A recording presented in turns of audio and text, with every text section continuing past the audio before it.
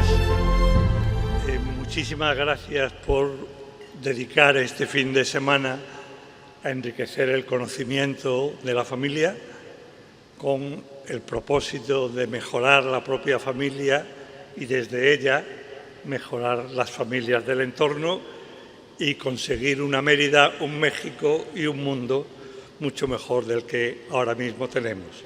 Quiero dar las gracias también a los organizadores porque me han ofrecido hablar de un tema que es un tema que me apasiona, el amor.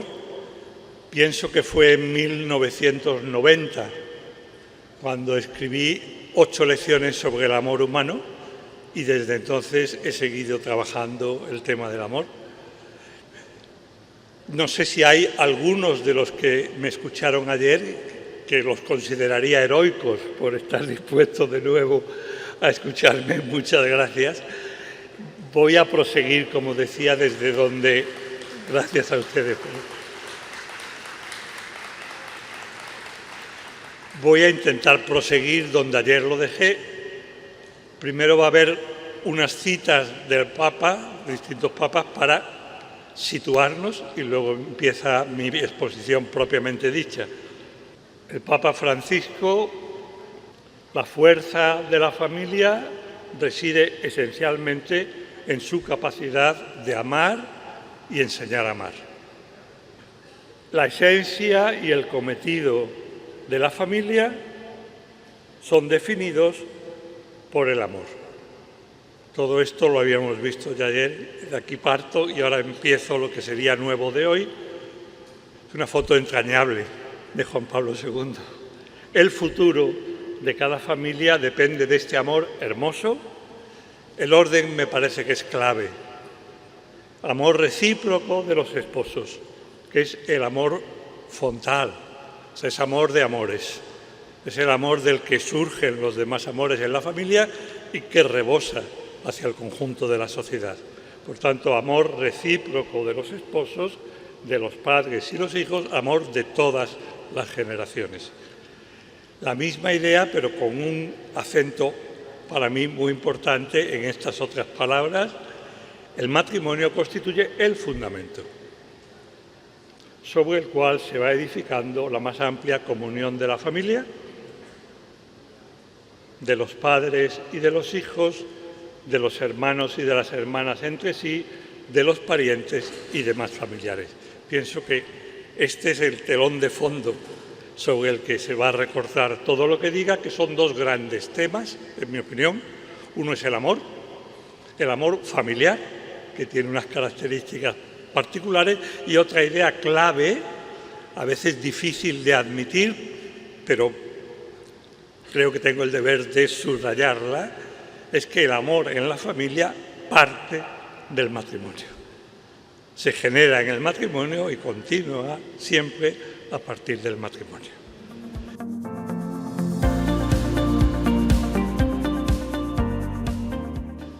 El amor familiar, la idea de que la familia está íntimamente relacionada con el amor es una idea clásica. Se encuentra, por ejemplo, en los griegos y, como la mayoría sabrá, los griegos tienen distintos términos para referirse a los distintos tipos de amor. Para el amor familiar y en parte para la amistad, pero para el amor familiar emplea este término storge, que Lewis, en los 4 amores, traduce como afecto. Y a mí me parece más oportuno, porque afecto en castellano tiene 2 significados, traducirlo como cariño. O sea, el amor familiar es un amor hecho sobre todo de cariño. Hay una anécdota que corre por ahí, la he leído en varios lugares y que creo que bastaría, como decía ayer al principio, con la anécdota bastaría para el contenido. Yo luego la explicaré. Es una monja que está enferma y está triste. Y la Madre Superiora va a verla y le dice: hija mía, ¿qué te sucede? ¿Por qué estás triste? ¿Es que no te tratamos con caridad? Y la monja le responde: sí, pero mi mamá me trataba con cariño. Creo que eso intuitivamente nos hace ver lo que quiero transmitir, pero voy a explicarlo porque para eso he venido, ¿no? O sea, ¿cuáles son? ¿A qué podríamos llamar cariño? Es una descripción que se me ocurrió y es ese tipo de amor que descubre la grandeza de lo pequeño y lo cotidiano. Creo que ese es el amor familiar. O sea, el amor, hay actos heroicos de amor también en una familia, pero lo habitual es que uno tenga la finura para descubrir que su esposa se ha arreglado especialmente para recibirlo, o él ha buscado algo que a ella le gusta, darse cuenta de que el hijo está haciendo un esfuerzo, aunque luego fracase. Ese saber descubrir la grandeza de lo pequeño, pienso que es lo propio del cariño. Tomando las palabras de un santo contemporáneo, diría que es saber hacer de la prosa cotidiana endecasílago verso heroico. Es decir, es darse cuenta que esos detalles, cuando se cuidan, son el vehículo y la encarnación de un amor que tiene que ir creciendo cada día.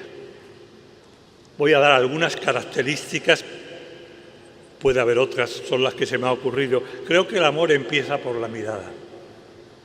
Es saber mirar, una mirada benevolente. Perdonen porque es lo que ahí, mientras estaba esperando, se me ha ocurrido. Muchos de nosotros habíamos pensado más de una vez cómo es, no solo cómo era, cómo es la mirada de Jesucristo. A diferencia, por ejemplo, de los fariseos, no entro más porque creo que se entiende, ¿no? Fíjense que no es una mirada que ignora lo que se ha hecho mal y lo que se ha hecho mal lo da por bueno, no. Todo eso lo conoce mejor que la persona a la que mira, pero es una mirada que acaricia. Es una mirada que eleva. Es una mirada que transmite esperanza porque sabe descubrir, más allá de los errores, de los defectos, incluso de la maldad, que muchas veces, por lo menos en mi caso, hay, sabe descubrir las virtudes y sobre todo la condición de persona que, traducida a términos que creo que nos llegan más, es la condición de hijo de Dios. Esa mirada benevolente es la que sabe andarse con contemplaciones. Luego saldrá, pero lo anticipo ya, en mi opinión, una clave para que el matrimonio funcione es dedicar todos los días unos minutos exclusivamente a contemplarse. Esto suena muy cursi, pero puedo traducir, ¿no? Es decir, a quererse. O sea, 5 o 10 minutos, los que cada uno pueda, para platicar, en los que no vale resolver problemas, no vale echar en cara algo que va mal, sino solo disfrutar el uno del otro. No sé si han asistido, cada vez hay menos bodas en las que el sacerdote no conozca a quienes se casan, pero cuando yo era joven, es decir, hace muchísimo, esto era lo más habitual, que el sacerdote fuera el párroco. Entonces, no conocía mucho y empezaba la homilía diciendo: Juanita, Antonio, os queréis mucho, estáis muy ilusionados, y decía 3 o 4 cosas bonitas, y después decía, pero, y les iba a soltar la retahíla de dificultades que se podían encontrar en su matrimonio, y yo levantaba la mano y Lourdes me la bajaba, ¿no? Pero yo la levantaba para decir, oiga, que se están casando, déjenlo ustedes que disfruten por lo menos ahora, ¿no? Fíjense, quizás la clave no explicada de la vida conyugal es aprender a disfrutar a tope con el propio cónyuge. Igual con los hijos, pero con el propio cónyuge es saber mirarse, saber disfrutar, acopiar mucho gozo, de manera que cuando lleguen los problemas, que llegan, gracias a Dios, porque nos hacen crecer en el amor también, pero cuando lleguen los problemas haya un caudal enorme acopiado de alegría para que el problema nos una más y continuemos en el amor conjunto. Una mirada como en el noviazgo.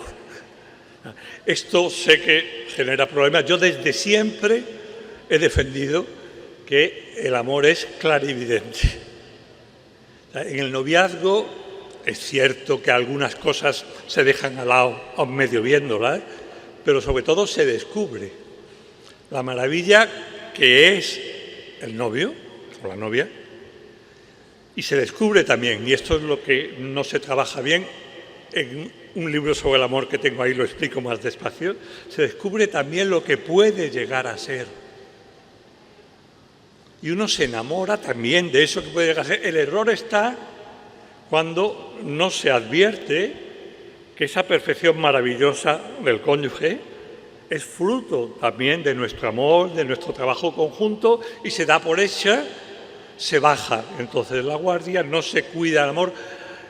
Hay otra clave del matrimonio, yo por lo menos la intento vivir, se las brindo, es levantarse cada día y después del primer café, si hace falta, cuando uno empieza a estar lúcido, hacer el propósito de acabar el día más enamorado del propio cónyuge. Si cada día se vive el matrimonio como esa aventura, con la ilusión de que cuando llegue la noche y me examine en el amor, el examen fundamental en mi caso sea, ahora quiero más a Lourdes que la quería esta mañana.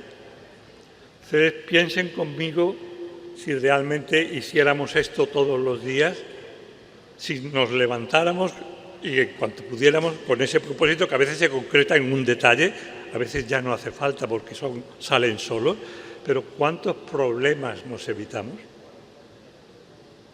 ¿Cuántas dificultades superamos? Precisamente porque tenemos la cabeza y el corazón borrachos con la ilusión de incrementar nuestro amor, de incrementar nuestro cariño.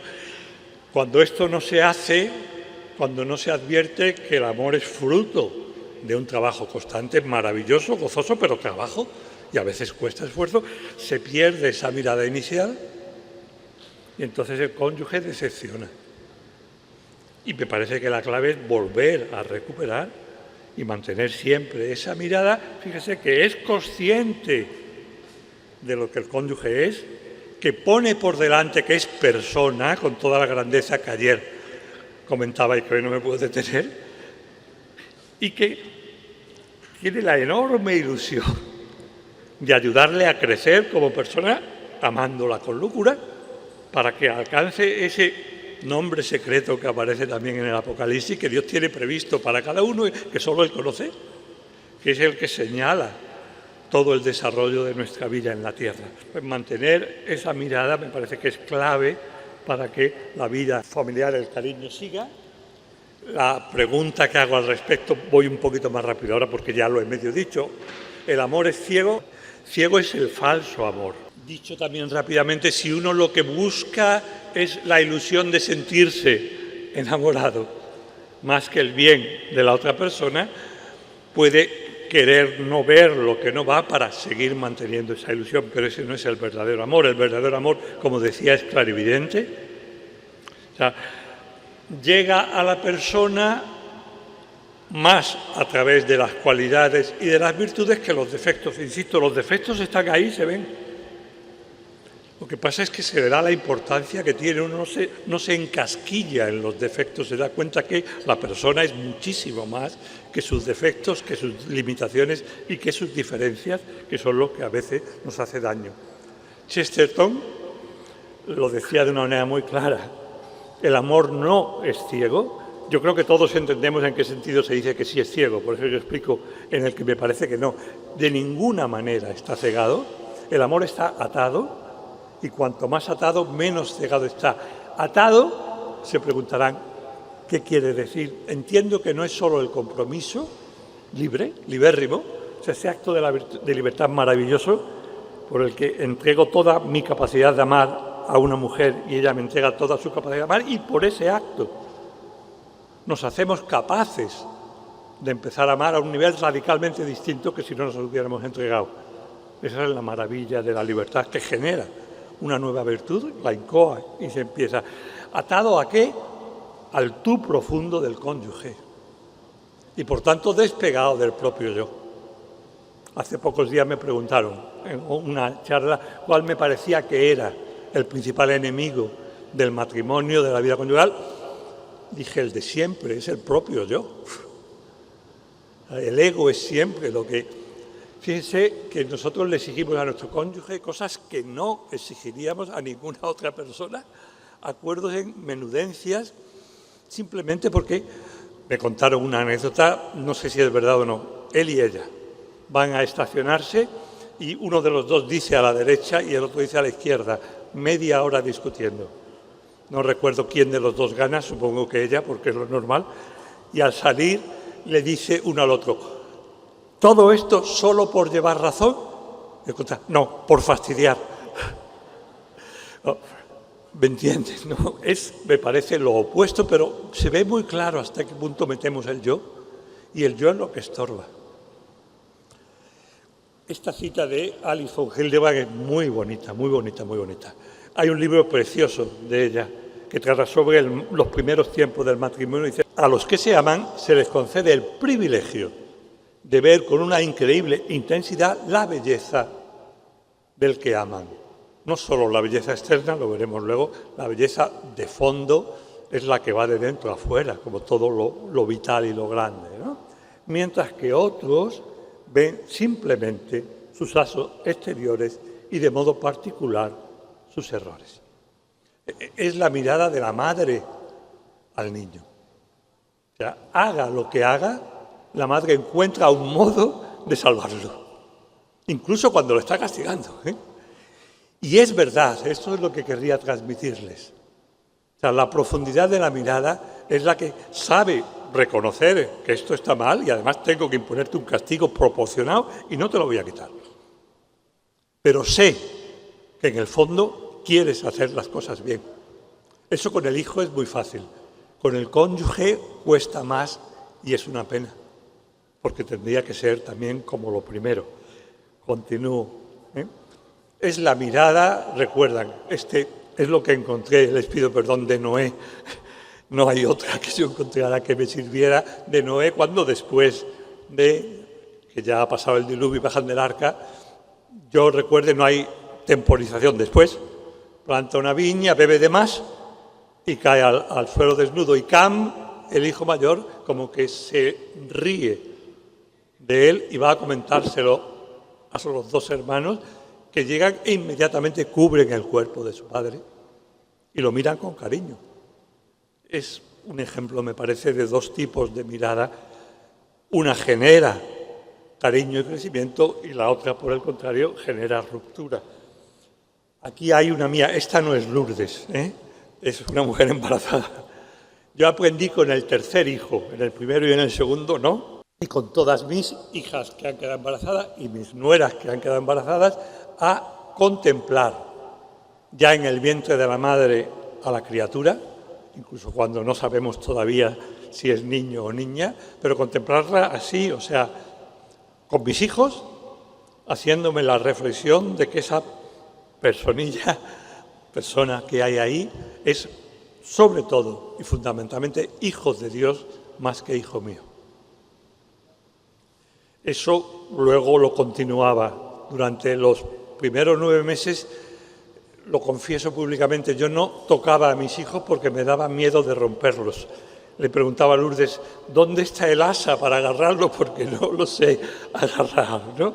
A cambio dedicaba todos los días, de media a 1 hora, a contemplarlos. O sea, aprovechaba un momento en que estuvieran dormidos, tampoco es mi hijo, ¿eh? Aprovechaba un momento para seguir con la misma reflexión. Fíjense que esa misma reflexión es la base de no solo el respeto, sino del fomento de su libertad y del fomento de una buena educación. Si cada uno de nuestros hijos es más hijo de Dios que hijo nuestro, nuestro papel como papás es, creo que se me entenderá, si no lo explico me lo dicen, es desaparecer, es decir, mis gustos no cuentan. Lo que yo hubiera querido ser no cuenta. El que yo esté ahora mismo cansado debe no contar, sino es desaparecer, excepto en la medida en que yo le ayude a él, desde pequeñísimo, a rehacer el camino de retorno a Dios, que es el destino de su vida.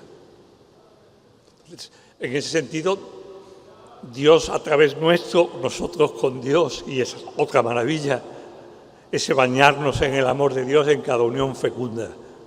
Algo grandioso. Nosotros traemos hijos al mundo y es importante verlos desde el principio. A las mamás les cuesta más para que vuelen por sí mismos. Y fomentar la libertad desde muy pequeños es algo que me parece que es muy importante.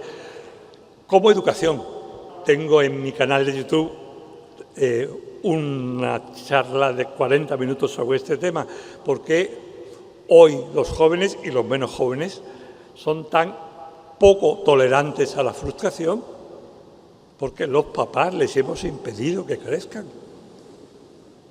Porque le hemos normalmente facilitado demasiado las cosas. Fomentar la libertad es que todos los que puedan hacer por sí mismos, aunque lo hagan mal, lo hacen ellos. Podría seguir, pero como no es el tema, lo dejo, avanzo.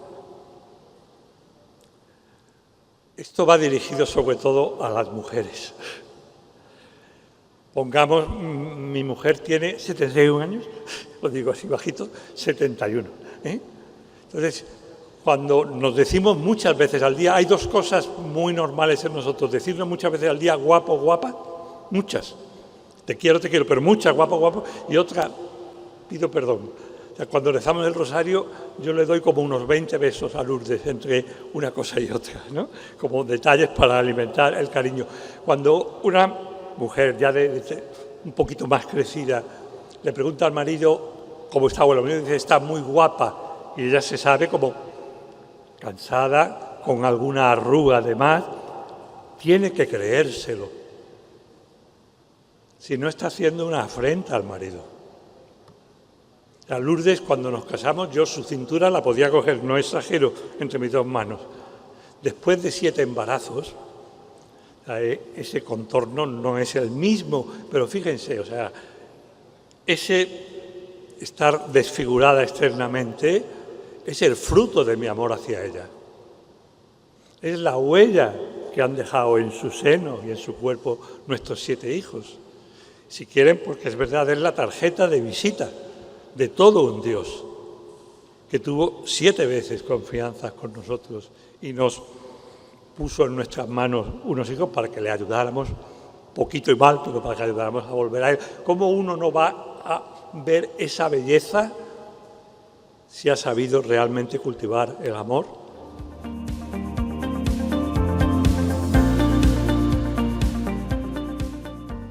Mirada, decía, benevolente, cercanía es lo propio del cariño. El COVID no nos ayudó. Aquí he visto con gran alegría que en las iglesias vuelve a darse la mano y los abrazos. En España muchas veces no, yo me he quedado muchas veces con la mano extendida.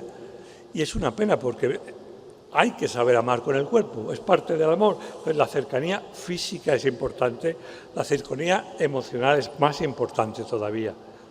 Es parte del cariño alegrarte con quien se alegra. Un hijo no puede venir gozoso y tú tener un problema y que él no note que te alegras con él superando tu problema. O sea, puede ocurrir, pero hay que pedirle a Dios que nos dé fuerza para eliminar lo propio y saber acoger al niño en una aparente minucia que, sin embargo, es muy importante.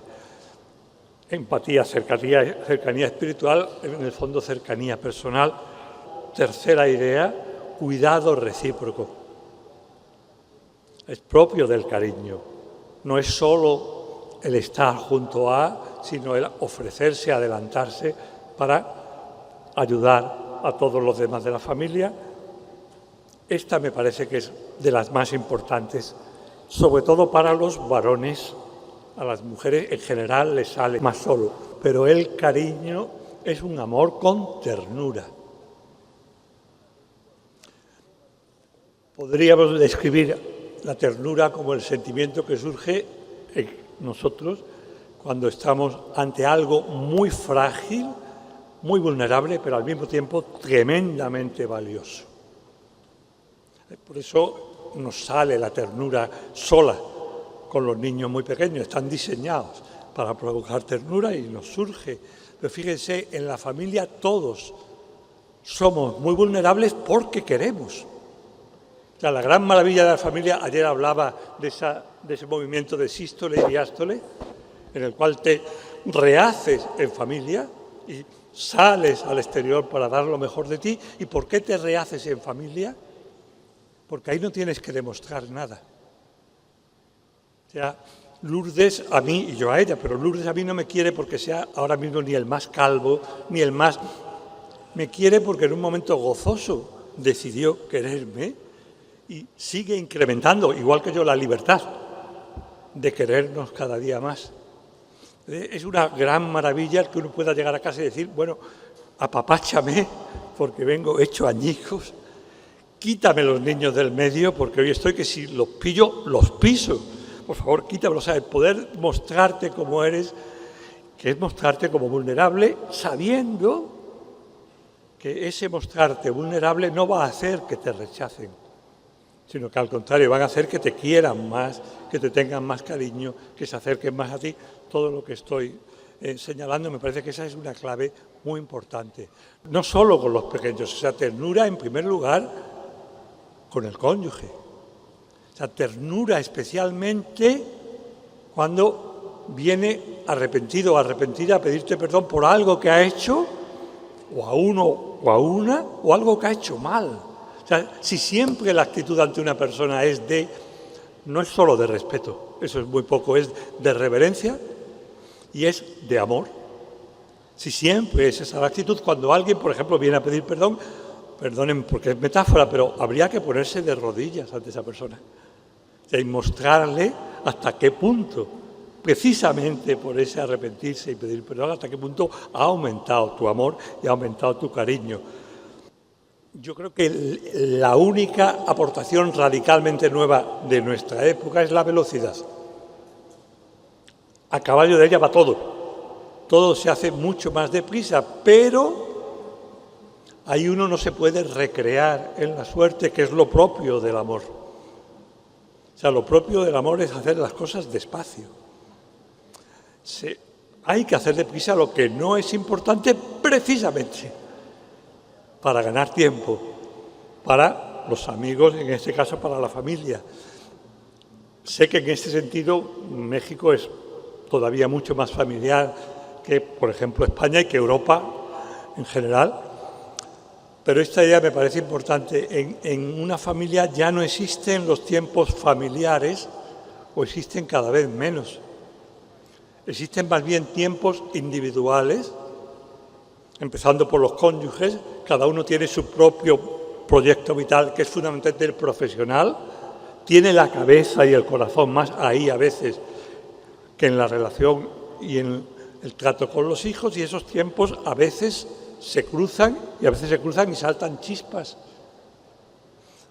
Me parece que es importantísimo el crear, sobre todo son las comidas, ya se aspira, por lo menos allá en España, a hacer una comida en común y muchas veces no se llega ni a una comida en común. Y la comida es el lugar, yo diría, educativo por excelencia, donde todos los miembros de la familia aprenden a escuchar cuando no te interesa también. El niño pequeñajo cuando habla el abuelo y el abuelo cuando habla los demás. En mi caso es que no los escucho porque no los oigo. Entonces tengo que sonreír, pero no sé de qué están hablando, ¿no? Pero bueno, pero estoy ahí y ellos, pero estoy ahí queriéndolos. Y ese es un ejercicio, me parece clave, también para que los niños luego, cuando van creciendo, sepan que la vida es así. O sea, que hay momentos que son muy gozosos, que todo está aquí, y hay otros momentos en que por cariño a los demás tienes que sonreír cuando no te interesa y tienes que interesarte cuando de entrada no te interesa. Eso se consigue sobre todo en los momentos comunes. Hay otros más, pero me parece que los cotidianos son las comidas y las cenas, obviamente, no lo digo más que una vez porque no es mi tema, sin pantallas. O sea, la pantalla rompe. El saber mirarse a los ojos en el rato de la comida, el darte cuenta de por qué uno no está hablando hoy cuando normalmente habla. Quizás no para decirle nada o para hacerle un guiño en algún momento, punto. Porque él sabe que tú sabes. Yo tengo una de las hijas que es así, desde 2 años es encantadora. O sea, yo le preguntaba a Dios, Dios mío, ¿por qué la has hecho tan buena? Era una niña que cuando tenía 3 años, si nos veía a Lourdes o a mí, cansados, agarraba al que estaba así de la mano, lo llevaba junto al otro y nos abrazaba a los dos. Luego volveré sobre esta idea porque eso es lo que un niño quiere. Un niño quiere a sus papás unidos. Eso es lo que a él le llena y lo que le hace crecer sano y desarrollarse enormemente. Bueno, hacen falta esos tiempos en familia para conocerse. Insisto, normalmente la palabra no educa. Con un adolescente una frase de más de 3 palabras es excesiva. Solo 3. Lo que educa es la vida. Lo que educa es la lucha propia. Nuestros hijos son por naturaleza, no por definición. Por definición porque son por naturaleza. Personas en desarrollo, por tanto, imperfectos, por naturaleza. Si fueran perfectos sería horrible, sería un Jaimito. Pero nuestros hijos necesitan un modelo no de papá o de mamá que triunfa, sino de papá o mamá que rectifica, que sabe pedir perdón, que sabe reconocer esto lo he hecho mal. Les cuento otra anécdota. Tengo la hija que se va a casar, es la más fiestera de todas mis hijas. Lleva, si no me equivoco, 6 despedidas de soltera. De las amigas de Madrid, de las amigas de Málaga, de las amigas de Schoenstatt, de las que van con ella a Lourdes. La última fue la de mi familia. Entonces, era sorpresa, ella venía a otra cosa y fueron apareciendo las mujeres y estaba yo solo, rodeado de mujeres, bendito entre las mujeres, rodeado de mujeres con el novio. Y no sé por qué alguien de mis hijos me preguntó, de mis hijas, perdón, porque estaba entonces, papá, ¿cuál ha sido el día más feliz de tu vida? Típica pregunta que te descoloca, ¿no? Y yo dije, bueno, pienso que han sido los 2 meses que siguieron a vuestra celebración del 70 cumpleaños de mamá. Cuando mi esposa, hace 1 año y pico, celebró el 70 cumpleaños, mis hijos se volcaron. O sea, fue algo que superaba toda expectativa. Yo estaba en el ajo porque me comentaban datos, etc. Hicieron una revista gráfica de como 150 páginas, muy bien maquetada, toda ella, desde los anuncios a los textos, la editorial, toda ella con textos alusivos a mi esposa. El día del cumpleaños, que era un día de diario, de trabajo, supieron prescindir y venir dando la sorpresa a todos a casa. Fueron llegando uno tras otro. Mi esposa se asombraba, ya al cuarto pensó que iban a venir todos, que era obvio. Pero al día siguiente, después de la comida de celebración, cuando le dieron la revista y empezamos a ver cómo unos miraban a otros y cómo ella disfrutaba viendo lo que le decía el nieto de 3 años, qué es lo que más te gusta de la abuela, el hijo. O sea, estuvimos 2 meses que nos lo comentábamos, ella y yo como flotando en las nubes. Me parece que es esta misma idea. Es decir, el saber darse tiempo. Yo creo que esa revista, lo he calculado porque eso me gusta, llevó unas 2000 horas de trabajo. Y sé que varios de mis hijos se quedaron durante los últimos 15 días hasta las 4 o las 5 de la madrugada para redactarla y maquetarla. Eso emociona y es una manifestación, me ha venido a la mente, de esta idea de los tiempos familiares. Yo podría quedarme aquí. El Papa está hablando del matrimonio y de la familia y dice, este camino es una cuestión de tiempo. El amor necesita tiempo disponible y gratuito, que coloque otras cosas en un segundo lugar.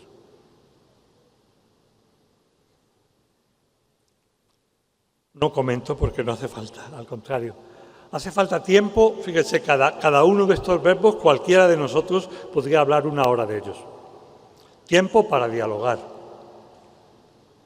Yo he hablado antes de pasada unos minutos al día para quererse. Tiempos para dialogar, para abrazarse sin prisa, para compartir proyectos, para escucharse. Luego volveré. He empezado por la mirada, acabaré con la escucha, esta parte. Para mirarse con esa mirada benevolente. O sea, cuando la mujer vuelve de la peluquería y se ha teñido, uno tiene que saber decirle, pues, no, un amigo mío le ocurrió y me dijo, Tomás, he metido la pata. Volví a mi mujer, había cambiado. Era morena y volvía güera y le dije, te veo un poco rara. Entonces, la otra agarró un enfado. Bueno, el rímel. Si la mujer cambia el rímel, hay que saberlo, darse cuenta y decírselo. Porque es un modo muy concreto de decirle te quiero, me importas. Todo lo que haces me importa. Obviamente los ejemplos son ejemplos. ¿eh? Para mirarse, para valorarse. Antes lo he dicho indirectamente, ahora lo digo directamente. En un matrimonio el punto de partida es que el cónyuge es una persona con todo el valor absoluto que tiene toda persona humana y que para los que somos creyentes es el valor de toda la sangre de Jesucristo. Ese es el punto de partida. Y los enojos, las rectificaciones, las riñas, los intentos de ayuda se montan, van a caballo de esa condición de persona que embelesa. O sea, piénsenlo conmigo porque creo que vale la pena.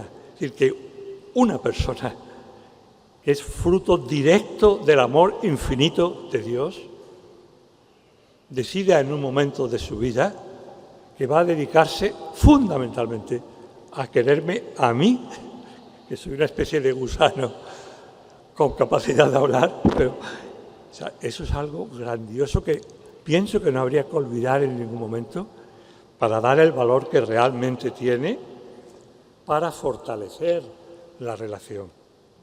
Como todo en el matrimonio, luego lo veremos más despacio, pero comienza con el cónyuge. O sea, hay que saber que el amor es una realidad viva y por tanto no puede conservarse. Eso es falso. Nada de lo que es vivo puede conservarse. Solo caben dos posibilidades, o crece o mengua. O más bien, o lo hago crecer porque lo alimento cada día con detalles de cariño, o lo estoy matando yo. No, el amor nunca se muere. Somos los cónyuges los que lo matamos cuando no lo alimentamos. Por eso me parece que la clave de la vida conyugal está aquí, en saber que el amor es algo que no se puede dar, por supuesto, sino que todos los días hay que, al principio, cuando me han pedido a veces un consejo, que a veces me han pedido un solo consejo, yo he dicho, antes lo he apuntado, pero no lo digo expresamente, cada día, cuando empieces ya a pensar, piensa qué detalle de cariño vas a tener hoy con tu cónyuge. Apúntalo en el celular, pon la alarma y no cejes hasta que tengas ese detalle de cariño. Con el tiempo no hay que hacerlo, porque ya te levantas pensando en cómo estará tu cónyuge, pero creo que al principio es importante para enderezar nuestra vida por el camino correcto. O sea, el camino de nuestro crecimiento, los que estamos casados, humano. Ayer lo vimos, era el tema de fondo. El camino de nuestro crecimiento humano y también el de nuestra santidad tiene un nombre propio, que en mi caso es Lourdes. Mi misión en esta vida es querer a Lourdes y de ese amor nacieron nuestros hijos y viven también y ese amor se expande. A mí me define ser esposo de Lourdes, no me define ser filósofo, sí me define ser su esposo. Es una relación, la más importante, la relación directa a Dios, que es la que nos hace grandiosos a todos. Pero luego está la relación de amor con una persona que libremente nos hemos entregado. Me parece que el amor empieza ahí. He dicho un detalle, cada día algo positivo, con mucho cariño, unos minutos para contemplarse, cada semana una tarde o una mañana, pero normalmente es más fácil contar, o un rato amplio de la tarde para nuestro cónyuge. Si hubiera solo varones aquí, que me atrevo más, con las mujeres no me atrevo mucho, pero si hubiera varones les diría, ¿cuál es lo más importante en tu vida? Y si están aquí dirían mi familia. Dentro de tu familia dirían mi matrimonio, y yo les diría, pásame tu celular, a ver que yo vea qué día de la semana o qué tarde de la semana tienes ahí señalada que es para tu cónyuge. Porque si no está en la agenda, uno puede ocurrir como con el dentista, que la revisión en España al menos cada 6 meses, y yo suelo ir y digo, me parece que me ha atrasado un poco, es año y medio. Él mira la ficha y me dice, llevas 4 años sin venir, ¿no? Cuando yo le pregunto a alguien, ¿cuánto tiempo hace que no sales a solas con tu cónyuge para disfrutar juntos, para quereros, para lo que decía el Papa, para fortalecer la relación? Y tiene que pensarlo. No digo que tiemblo, pero un poquito sí se me enciende la alarma. Me parece que Alimentar el amor es tener previsto que hay un rato en el que todo pasa a segundo plano, con alguna excepción, que pueda haberla, pero si lo tengo apuntado en la agenda y llega algo que va a ocupar ese lugar, me doy cuenta de que no debe ocupar ese lugar porque ya está para lo más importante de mi vida. Y si es imprescindible, cambio el día, pero no lo omito esa semana. Insisto, luego la vida es muy rica, pero como planteamiento inicial me parece muy importante y podríamos seguir ahí. Cada cierto tiempo una escapada según las propias posibilidades. O sea, yo vivo enfrente de la playa y puede ser un paseo nocturno, solo con ella. Pero un par de horas disfrutando mucho cada uno de la otra, yo y ella de mí. En esta línea podríamos seguir, pero volveremos porque el matrimonio es el punto de partida. Luego, con cada hijo o cada hija. O sea, hay tiempos familiares que son maravillosos y que forman mucho a los hijos. Forman, es decir, les hacen querer mejor, porque al final es eso, educar es enseñar a querer, que es en donde se juegan todos, pero también cada hijo necesita que le dediquemos tiempo a solas. Perdonen, cuento de nuevo mis anécdotas. Yo tengo 7, como saben, me parece que lo he dicho ya más de una vez. Durante unos años tenía una tarde al mes, o sea, 7 en total, que la dedicaba a salir solo con cada uno de mis hijos. Los llevaba normalmente a merendar cuando eran pequeños a un lugar donde habitualmente no iban o no íbamos. Les contaba yo lo que a mí me ocupaba, en el sentido de preocupaba o lo que tenía en mente. Les pedía consejo de lo que pudieran aconsejarme, obviamente, en relación a su edad, y no les pedía, y ahora me cuentas tú. Normalmente contaban, pero era ese tiempo en el que, lo mismo que en el matrimonio, el hijo da lo mejor de sí. Luego, cuando vuelva a casa a las 3 horas, te hará la jugarreta como corresponde a cualquier hijo en determinada edad. Pero tú ya has tenido un trato con tu hijo dedicado exclusivamente a él.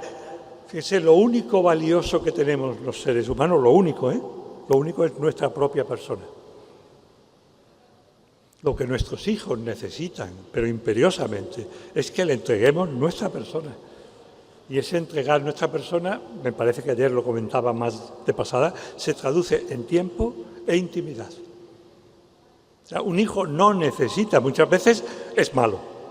Una moto cuando saca buenas calificaciones, un viaje, muchas veces eso es como nosotros nos justificamos por no darle, no digo el porqué, a veces está casi justificado lo que realmente es necesario para ellos, que es nuestra persona, nuestra presencia, nuestro... Sigo la idea, me parece que nuestros hijos nos necesitan a cada uno, al papá también, de manera distinta al varón. El varón crece en el modelo del papá. Ayer me lo comentaban antes de ayer aquí, algo que yo he trabajado mucho y lo he vivido. O sea, cómo crece una hija cuando su papá la aprecia. Esas hijas van marcadas por la vida positivamente. Se valoran muchísimo. ¿Por qué? Porque su papá, que es de momento el varón de su vida, las ha sabido valorar. Y el último punto es la escucha. He añadido con el corazón, que quiere decir escucha que sintonice. En esto se resume todo. Yo les digo, estoy seguro que todos ustedes y yo mismo queremos sacar algún propósito de este congreso operativo, aterrizado. Yo diría, si quieren que su familia cambie, un consejo, uno solo, esfuércense en escuchar mejor. Simplemente en eso. Antes decía, como de pasada, nosotros no educamos con la palabra, sí educamos con la escucha. O sea, le damos un ejemplo grandioso a nuestros hijos, desde muy pequeñitos hasta muy grandes, cuando sabemos escuchar, hacernos cargo. Vuelvo sobre esta idea porque me parece importante. No sé si conocen a Elizabeth Lucas, es, en mi opinión, la mejor discípula de Viktor Frankl. El tiempo que se toma para escuchar, y hay que prepararlo en serio. Prepararlo a veces es prepararlo con tiempo. Lo que antes le decía, yo disfrutaba enormemente las tardes. de salir con Lourdes cuando empezaba a rasurarme de nuevo por la tarde, ya empezaba la fiesta. Hay que prepararlo, a veces hablaré de preparación inmediata, es un verdadero regalo que se hace a los demás y que significa te lo mereces. Yo lo he distribuido en 4 regalos por desglosar, 4 regalos distintos. Primero, sosiego interior. El conquistado quiere decir que no sale solo. O sea, en este mundo, y en cualquiera, pero yo creo que en este en el que vivimos, hay mucho movimiento interior, hay mucha distracción interior, mucha ocupación, mucha preocupación, y nuestros hijos cuando vienen necesitan, insisto, doy un paso atrás. O sea, nosotros necesitamos aprender a descansar por amor a quienes nos rodean. Nuestros hijos y nuestros cónyuges nos necesitan, si podemos, a veces no se puede, nos necesitan descansado con sosiego para no saltar cuando nos vienen a plantear algo y para poder atenderles con calma, responderles sosiego interior, fruto de conquista, atención real, que es a veces más difícil porque por deformación connatural lo nuestro nos parece más importante. Lo de los hijos pequeños a veces no nos parece importante. Disponibilidad para otorgar valor a lo que ellos valoran, aunque a nosotros no nos parezca. Tiempo conquistado. Avanzo un poquito más en esta línea. Con un niño o con una niña, me detengo un momentito en esto. El tiempo se aprende. Los niños muy pequeños no tienen todavía concepto de mañana, pasado, una semana. Eso es algo con lo que debemos contar. Muchas veces le decimos, si no te acuestas ahora, mañana, y el niño simplemente no sabe lo que significa mañana, pero hay otra cosa que me parece mucho más interesante de los niños, y es que ellos respetan no el tiempo, sino el tempo, el sosiego que merece cada realidad. Ya nosotros, en el mundo actual, metemos con calzador las actividades en una cuadrícula previa que nos hemos hecho. Y ustedes no sé si han visto a un niño, seguro que sí, con una hormiga entre los dedos y que puede estar 1, 2, 3 horas jugando y contemplando a la hormiga, y yo le diría, me parece que estamos todos de acuerdo ahora si lo pensamos, porque la hormiga merece eso y muchísimo más. El niño tiene un tempo que es el tempo que corresponde a la realidad y le da a cada realidad el tempo, y si nosotros queremos tener una comunicación eficaz con nuestros hijos, tenemos que saber desacelerar y ponernos también incluso físicamente. Se llega mucho más a un hijo poniéndose a su altura, sentándose, que desde arriba adaptarnos a su tempo. Con un adolescente solo una idea, porque me quedan todavía unas cuantas, pero solo una idea que me parece muy importante. La adolescencia, 2 ideas, me he acordado de una más importante. La adolescencia está pensada para los papás. Somos los papás los que estamos llamados a crecer con la adolescencia de nuestros hijos. Ellos bastante tienen con aguantarse, que es muy complicado para ellos. Nosotros, sin embargo, podemos y debemos crecer cuando nuestros hijos llegan a la adolescencia. Y para la escucha, que es lo que ahora me interesaba, de momento créanmelo, si les parece, no tengo tiempo para explicarlo. Un adolescente no va a escucharnos hasta que haya dicho todo lo que tiene que decir, aunque sea una idiotez. O sea, si nosotros no tenemos la prudencia y la picardía, no sé si se emplea aquí picardía en ese sentido, de dejarle que diga lo que quiera, aunque nos parezca, no interrumpirle hasta que no termine. A veces ya se va y no pasa nada, pero nunca le va a llegar un mensaje si le hemos interrumpido y no le hemos dejado que exprese lo que quiere. Lo maravilloso, en la misma línea, si alguna vez un adolescente viene a decirnos algo, aunque nos estemos jugando lo más importante de nuestra carrera profesional, aprovechemos esa ocasión, porque en la adolescencia se van a dar 2 o 3 en las que él va a venir a hablarnos a nosotros. Entonces, escucha con el adolescente, y escuchar de veras significa un cambio, a veces exterior, que es simplemente si tenemos delante algo con lo que estamos trabajando y vienen a hablarnos, lo ponemos a un lado. Y un trabajo interior que nosotros tenemos que notar que nuestra actitud interna ha cambiado. Es como un test para la buena escucha. Cuando nosotros atendemos cónyuge, hijos, fundamentalmente de lo que estoy hablando de momento, cuando lo atendemos y nos damos cuenta de que ha habido una transformación interior, eso es muy positivo. Si no, probablemente seguimos con la inercia esperando a que acabe y se vaya. Con esto habría acabado la primera parte, la segunda es mucho más breve, ¿eh? No se me asusten. Pero me parece que es la más importante.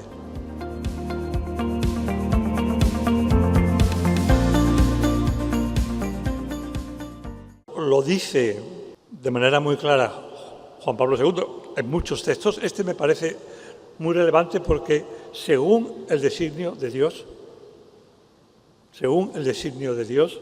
el matrimonio es el fundamento de la más amplia comunidad de la familia. Por eso lo que hay que cuidar en primer lugar en una familia puede ser complicado, a veces no entro ahora en eso porque no hay tiempo. O sea, todo tiene solución, pero como punto de partida, lo más importante en cualquier familia, si queremos que funcione, es el matrimonio. Si queremos que el matrimonio funcione, nuestro cónyuge tiene que estar por delante de todo y de todos. Todo y todos son nuestra familia de origen, que está en su lugar, nuestros hijos, que no son nunca un sustituto del marido, cuando el marido es un botarate y no nos hace caso a las esposas, él tiene mucho de culpa y ella tendría que saber atraer al marido, pero si vuelca el amor conyugal en el hijo y lo pide de él, es un desastre. Entonces, el matrimonio, lo que hay que cuidar, podría seguir en esa línea. El trabajo es otro gran enemigo de la vida conyugal, poner el trabajo por delante del amor recíproco y algunos más. Quiero avanzar un poquito. Lo primero es ese querer al propio cónyuge. A veces es lo más costoso.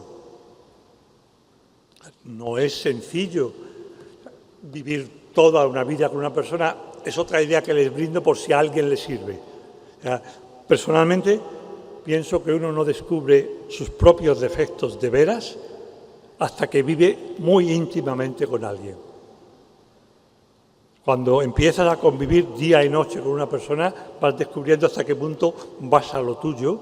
Hay un amigo mío que dice, aquí todos van a lo suyo menos yo, que voy a lo mío.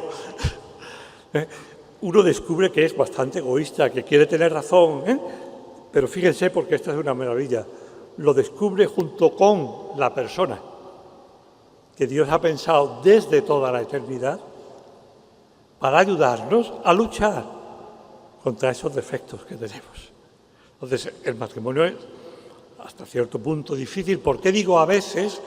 Ahora lo verán ahí y pongo como ejemplo dos personas que creo que son un poquito más mayores que Lourdes claramente y que yo también, porque trato a muchos matrimonios y veo muchas veces muchos problemas. Les pido que no tomen como algo extraño lo que voy a decir. Yo he hecho una mirada atrás.